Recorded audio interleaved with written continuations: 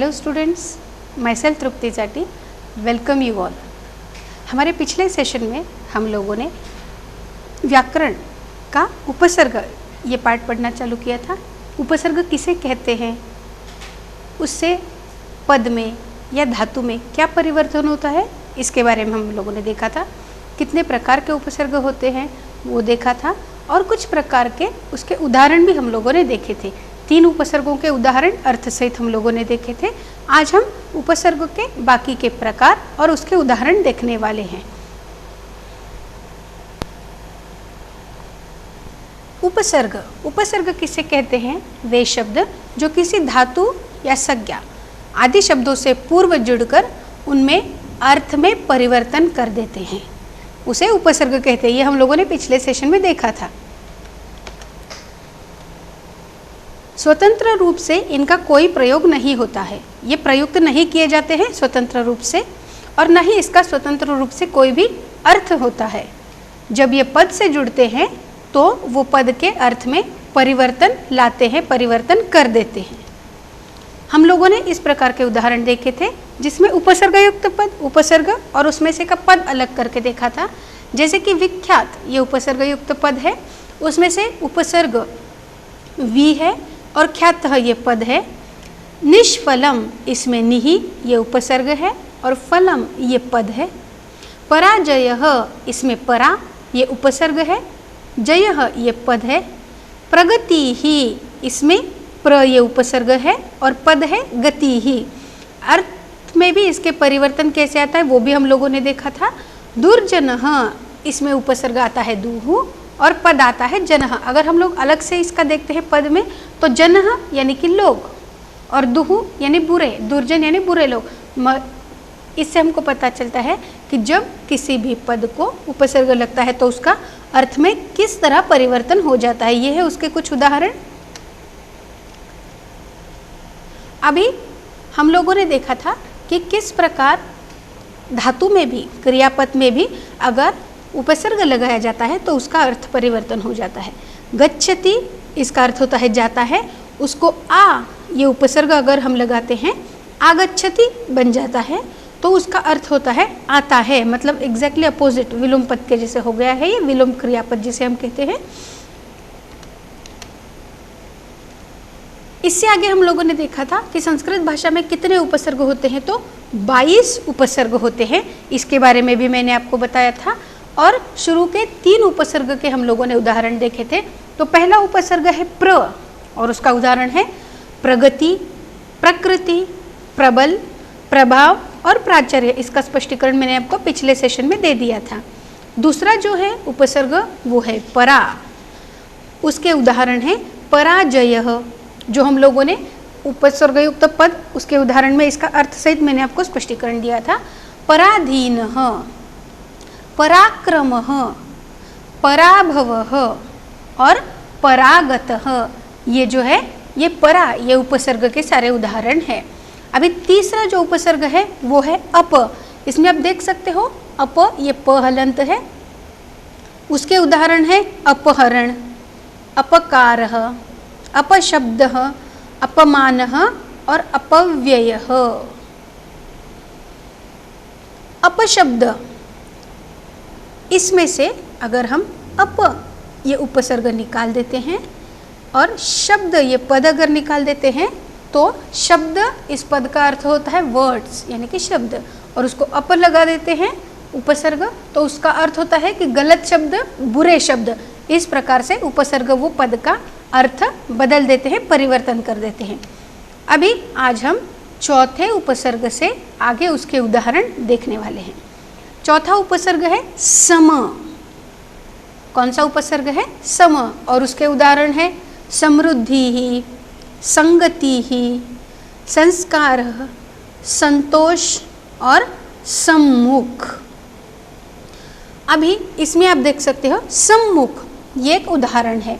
मुख यानी कि चेहरा जिसे हम कहते हैं फेस, उसको सम अगर ये उपसर्ग लगाया जाता है तो सम्मुख यानी आमने सामने, सामने जिसे हम कहते हैं इन फ्रंट, ऐसा अर्थ हो जाता है इसका।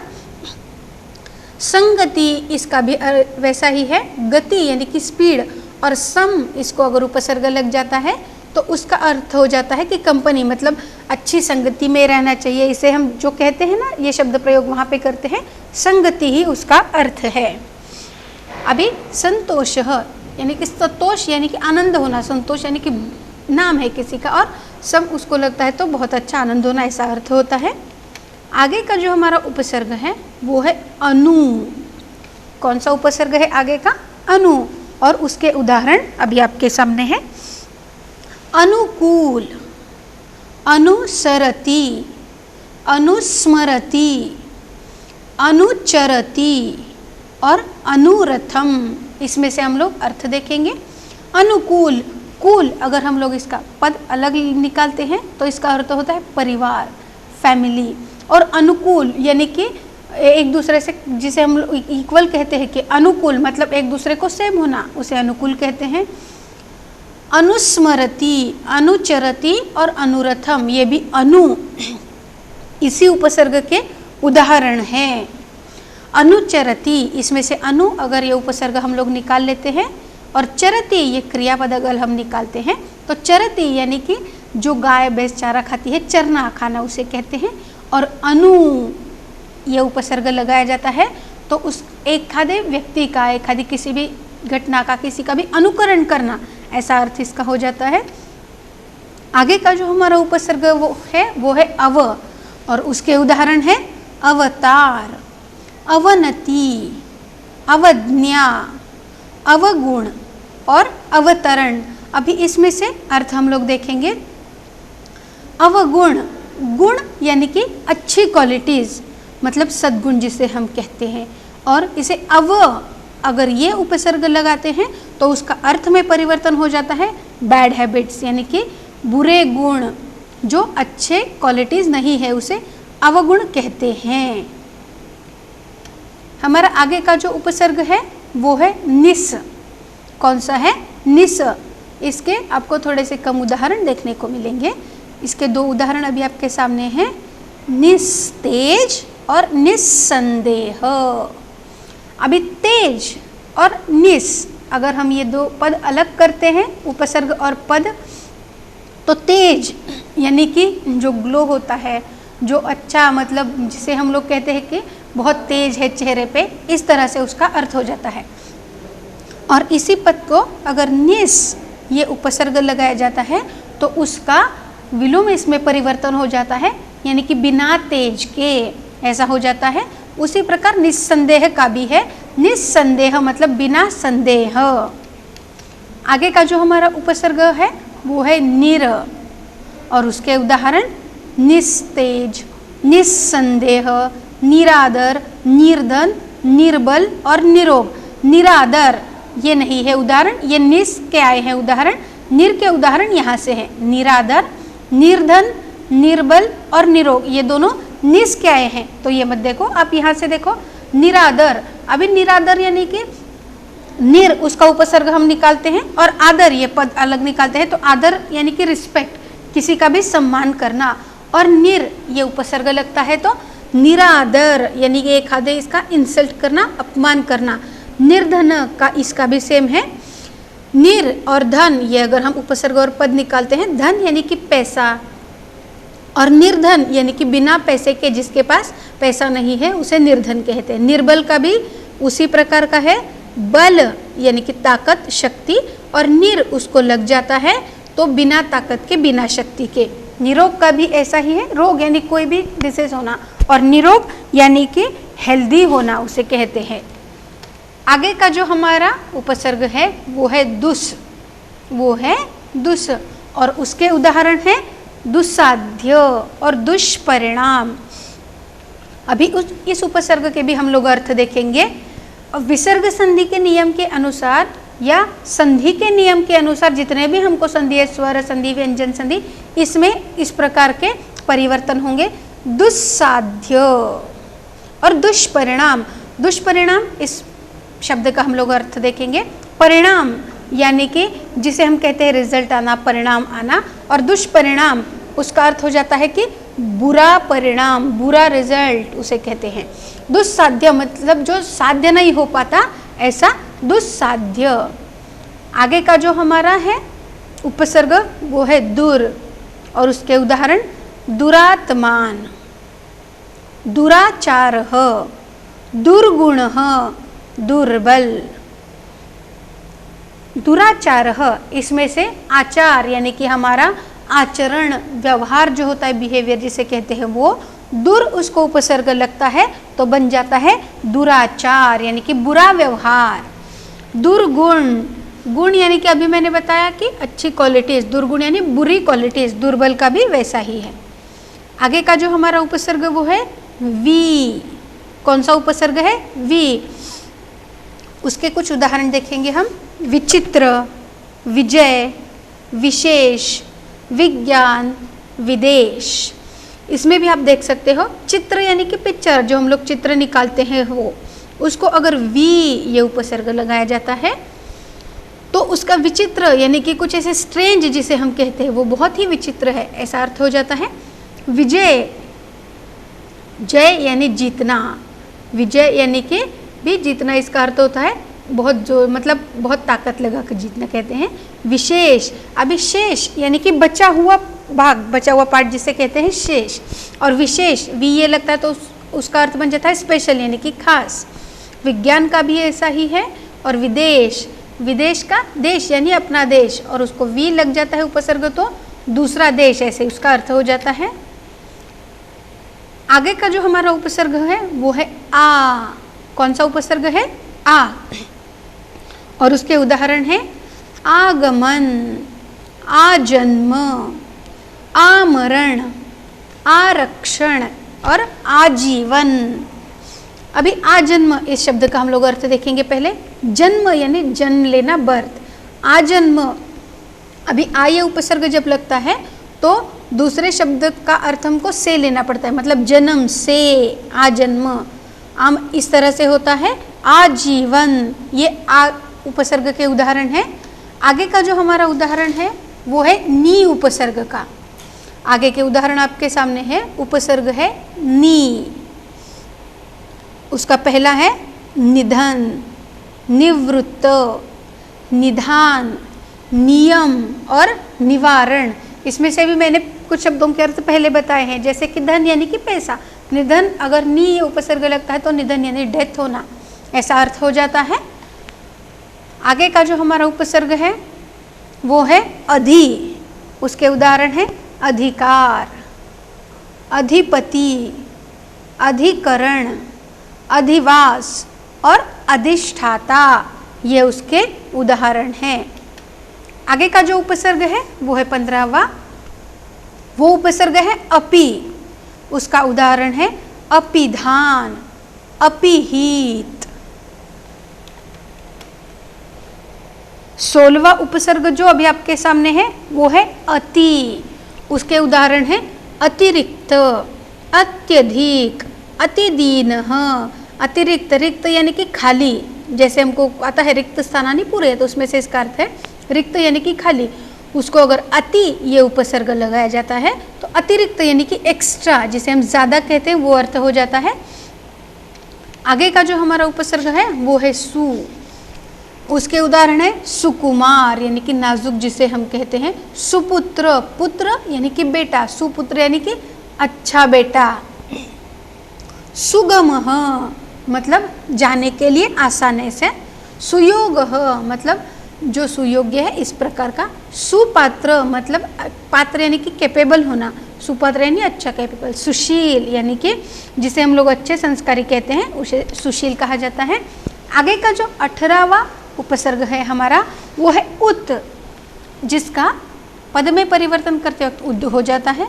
उद्घाटन, उद्भव, उत्थान, उद्गम और उद्धार, ये उसके कुछ उदाहरण हैं। आगे का हमारा उपसर्ग है अभि। उसके उदाहरण है अभिमान, अभिज्ञ, अभिष्ट, अभियानः और अभिनयः, ये उदाहरण है। आगे का जो उपसर्ग है हमारा वो है प्रति।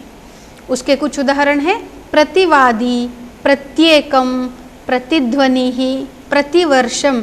अभी यहाँ पे आपको प्रति, ये उपसर्ग का य में परिवर्तन हुआ देखा होगा, क्योंकि यहाँ पे संधि के नियम के अनुसार प्रति प्लस एकम प्रत्येकम हो गया है। आगे का जो हमारा है उपसर्ग वो है परि। कौन सा उपसर्ग है? परि। उसके उदाहरण है परित्याग, परीक्षा, परिपूर्ण, परिवर्तन, परिचालक। इसमें से परिवर्तन, वर्तन यानी कि बिहेवियर, और अगर परि इसको ये उपसर्ग लगाया जाता है तो उसका अर्थ होता है बदल यानी कि चेंज, परिवर्तन होना।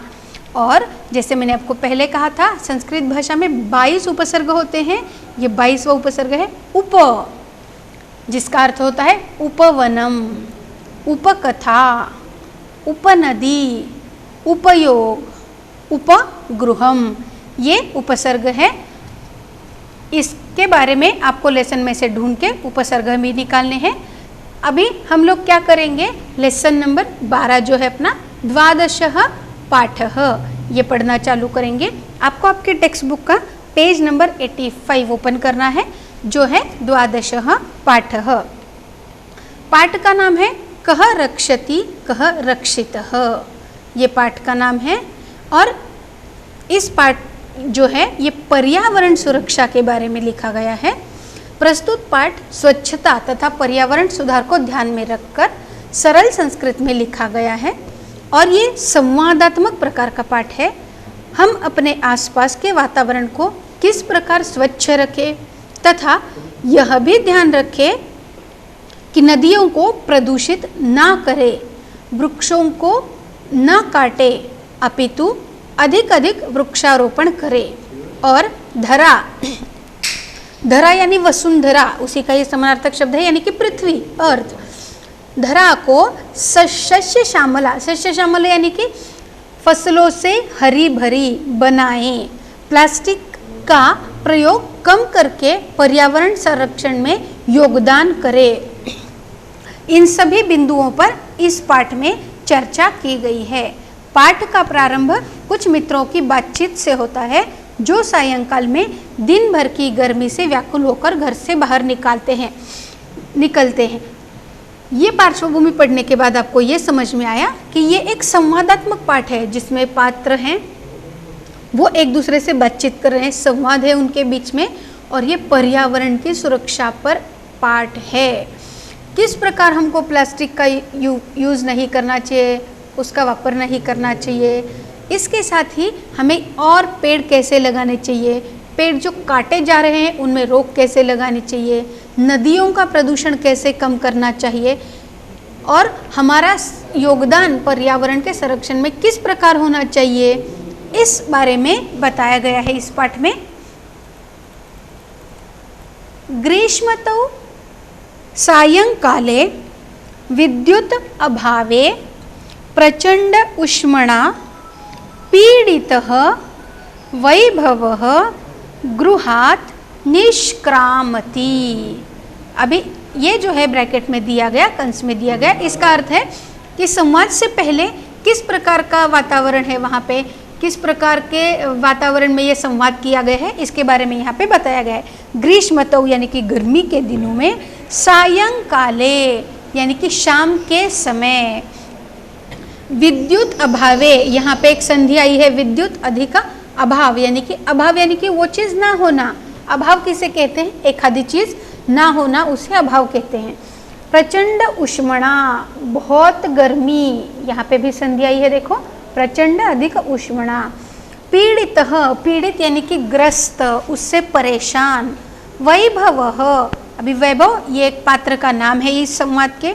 गृहात् निष्क्रामति, घर से बाहर निकलता है, मतलब गर्मी के वक्त सायंकाल के समय विद्युत के अभाव में, मतलब विद्युत यानी कि इलेक्ट्रिसिटी, लाइट के ना होने पर बहुत गर्मी से ग्रस्त वैभव अपने घर से बाहर निकलता है। फिर वैभव का पहला संवाद है। वैभव अपने मित्र परमिंदर जो है उससे कहता है, अरे परमिंदर, अपि त्वम अपि विद्युत अभावेन पीड़ितः बहिरागतः, कि अरे परमिंदर, अभी इस वाक्य में आप देख सकते हो अपि ये अव्यय है, लेकिन अगर आप अपि वाक्य के सबसे पहले प्रयुक्त करते हो तो वो वाक्य का प्रश्न में परिवर्तन हो जाता है। हम लोग हमेशा अपि ये जो है वो बीच में यूज करते हैं वाक्य के कहीं पे भी। अगर अपि ये सबसे पहले प्रयुक्त किया जाता है तो ये प्रश्नार्थक में परिवर्तन हो जाता है, जबकि यहाँ पे अपि ये पहले प्रयुक्त किया गया है, इसलिए ये प्रश्नार्थक में परिवर्तन हो गया है।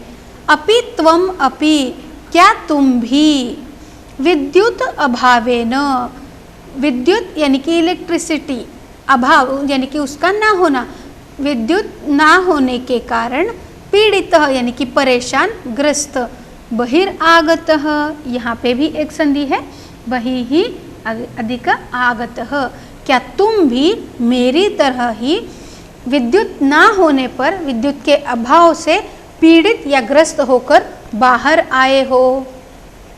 परमिंदर उसके उत्तर में कहता है आम मित्र, आम यानी कि हाँ, हाँ मित्र, एकतः प्रचंड आतप कालः, यहाँ पर भी संधि है देखो, प्रचंड अधिक आतप कालः, अन्यत् च, यहाँ पर भी संधि आई है, च यानी कि और, विद्युत अभावः, परम बहिरागत्य अपि पश्यामि यत् वायुवेगः सर्वथा अवरुद्धः।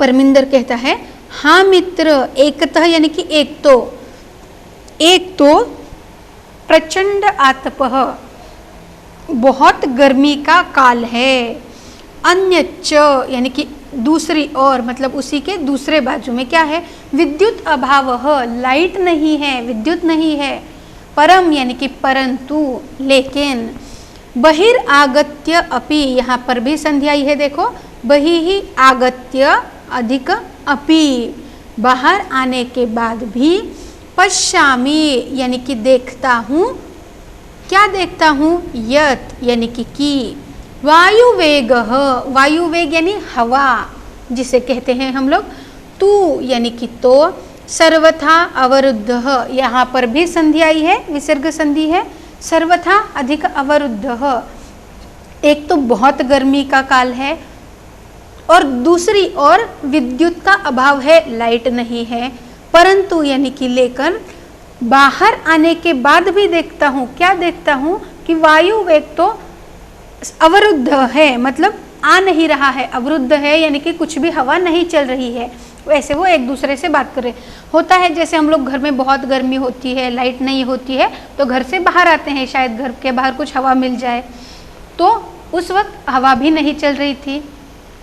फिर उसके उत्तर में सत्यमेव उक्तम, यहाँ पर भी संधि आई है, सत्यम अधिक एवं अधिक उक्तम, सच ही कहा है, तुमने सच ही कहा। प्राणिति पवनेन जगत सकलम, सृष्टिर निखिला चैतन्यमयी, क्षणम अपि न जीव्यते अनेन विना सर्वातिशायी मूल्यम पवनः।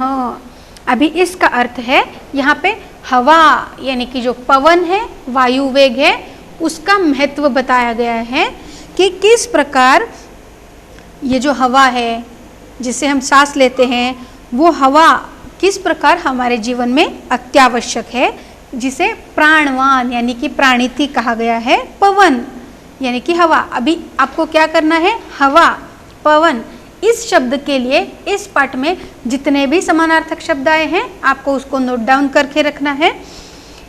प्राणवान हवा से संपूर्ण सृष्टि यानी कि संसार चलता है। चैतन्यमयी, चैतन्य जिसे हम कहते हैं जिसमें जीव हो, लिविंग थिंग्स जिसे कहते हैं, सजीव जिसे कहते हैं, यहाँ पे सृष्टि को सजीव ऐसा कहा गया है। क्षणम अपि न जीव्यते अनेन विना, एक क्षण भी जिया नहीं जा सकता है, विना यानी कि बिना, किसके बिना, सर्वातिशायी मूल्यम पवनः, जो सबसे अधिक मूल्यवान है, पवनः, पवन यानी कि हवा, जैसे मैंने अभी आपको कहा है कि पवन इसका अर्थ है हवा, इसके ऊपर और इसके बाद भी पवन ये शब्द के लिए जितने भी समानार्थक शब्द आएंगे आपको उसको रेखांकित करके रखना है और आपकी बुक में लिखना है। फिर इसके उत्तर में विनय जो है उनका मित्र, वो कहता है अरे मित्र, शरीरात् न केवलं स्वेद बिंदवः अपितु स्वेदधाराः इव प्रस्रवन्ति। स्मृति पथम आयाति शुक्ल महोदयैः रचितः श्लोकः। फिर इसके उत्तर में विनय कहता है कि इतनी गर्मी है और इतनी गर्मी, एक तो विद्युत का अभाव है और घर से बाहर निकलने के बाद भी हवा चल ही नहीं रही है, अवरुद्ध हो गई है। तो विनय कहता है ये ऐसे वक्त में शरीर से सिर्फ, केवल यानी कि सिर्फ, स्वेद बिंदवः, स्वेद यानी कि पसीना, बिंदवः यानी कि बूंदे, मतलब ऐसे वक्त में ना कि सिर्फ पसीने की बूंदे आ रही है, अपितु यानी कि और भी, स्वेद धाराहा, स्वेद यानी कि पसीना, धारा यानी कि धारा, मतलब पसीने की जैसे धाराएं लग रही हैं, इतनी गर्मी हो रही है। इव प्रस्रवंती, ये जो पसीना है ये बूंदों की जगह पे धाराओं की तरह बहने लगा है। ये सब देख के स्मृति पथम आयाति शुक्ल महोदयैः रचितः श्लोकः, ये सारी चीज़ देख के मुझको शुक्ल ये महोदय है इनके द्वारा रचित किया गया एक श्लोक याद आ रहा है। तप्तैर्वाता आघता वितुम लोकान् नभसि मेघाः आरक्षित विभाग जना इव समये नैव दृश्यन्ते। अभी ये सुभाषित जो है यहाँ पे उपहासात्मक अर्थ से दिया गया है कि जिस प्रकार तप्त यानी कि गर्मी से परेशान लोगों को हवा आघात, मतलब हवा चाहिए, आघात गर्मी करती है, लोकान यानी कि संसार को, और वितुम यानी बचाने के लिए, मतलब गर्मी से परेशान लोगों को गर्मी के आघात से बचाने के लिए जैसे हवा बादल के रूप में संसार में नहीं दिखती है। इसकी उपमा किसको दी गई है? देखो, ये उपहासात्मक श्लोक यहाँ पे प्रयुक्त किया गया है विनय ने। आरक्षित विभाग जना, मतलब जो हमारी रक्षा करते हैं वो जन, कौन? तो पुलिस, यहाँ पे ऐसा कहा गया है, उनकी तरह नहीं दिखाई देते, मतलब समय पे जिस तरह पुलिस के लोग नहीं दिखाई देते, उसी प्रकार आकाश में बादल जो है गर्मी के वक्त बिल्कुल दिखाई नहीं देते, जो कि गर्मी से परेशान लोग वहाँ पे होते हैं। ये पाठ जो है अब तक हमने देखा है कि किस प्रकार पर्यावरण जो है, पर्यावरण की हानि हो रही है। हर एक भवन बनाने के लिए, मार्ग बनाने के लिए, पुल बनाने के लिए, सेतु बनाने के लिए किस तरह से मार्ग में आते हुए पेड़ों को लोग काटते जा रहे हैं और इससे पर्यावरण को कितने मात्रा में हानि हो रही है। परिणाम स्वरूप पृथ्वी का, सृष्टि का तापमान बढ़ रहा है। ये सब इस पाठ में है, लेकिन इसके आगे ये भी बताया गया है कि ये सब रोकने के लिए, इसका निराकरण करने के लिए, इसका उपाय स्वरूप हम लोग क्या कर सकते हैं, किस प्रकार इस पर रोक लगाया जा सकता है, और पशु पक्षियों में भी इसकी हानि किस प्रकार पाई जाती है, उनकी जान को भी किस तरह से इससे क्षति पहुंचती है, यानी कि नुकसान पहुंचता है, इसके बारे में भी आगे बताया गया है। तो आपको क्या करना है, जैसे मैंने बोला है, जो पाठ हमने अब तक पढ़ा है, समानार्थक शब्द आपको नोट डाउन करके रखने हैं, रेखांकित करना है, वो सारे आपकी बुक में लिखने हैं, और बाकी का जो पाठ है वो आपको पढ़ के रखना है। आज के लिए इतना ही। Thank you students.